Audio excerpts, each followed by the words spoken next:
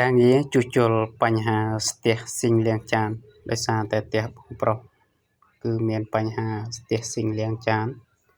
គាត់ទើបតែហៅខាងបូមលូមកបូមបានប្រហែលជា3ខែទេគាត់ថាស្ទះទៀតអញ្ចឹងគាត់ខលមកខ្ញុំតាមរយៈលេខ Telegram នេះហើយគាត់ថតរូបភាពអីមកគឺខ្ញុំមើលទៅឃើញថាអានេះវាស្ទះមិនដោយសារលូពេញទេគឺដោយសារប្រព័ន្ធទុយោរបស់គាត់វាអត់ស្អាតយើងបូមអស់ទឹក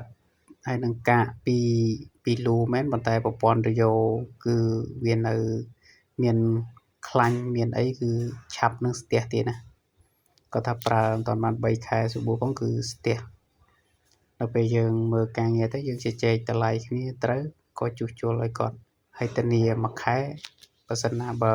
ជួសជុលទៅស្ទះអីទៀតគឺខាងខ្ញុំទៅជួសជុលអត់គិតសេវាវិញទេ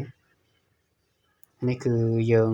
សម្អាតសុងទុយោនឹងឲ្យស្អាតអានេះតិចខ្លាញ់ដែលយើងផ្លុំវាចេញសម្អាតចេញ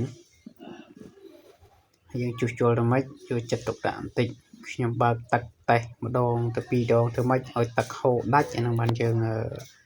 ឈប់ជួសជុលទៅថាបើទឹកហូរអត់តន់ដាច់ទេហូរអត់ល្អទេយើងនៅតែ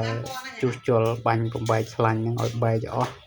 ដើម្បីកុំឲ្យវាឆាប់ស្ទះឆាប់អីទៀតឥឡូវគឺការប្រើប្រាស់របស់គាត់បានធម្មតាវិញដូចដើមហើយសម្រាប់បងប្អូនដែលត្រូវការជាងជួសជុលបញ្ហាស្ទះបន្ទប់ទឹកស្ទះស៊ីហ្វុងឬក៏ស៊ីងលាងចានអី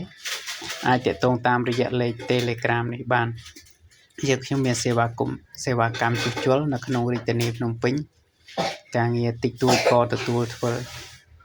ព័ត៌មានបន្ថែមបងប្អូនអាចឆាតជារូបភាពឬក៏តាមរយៈលេខទូរស័ព្ទឬក៏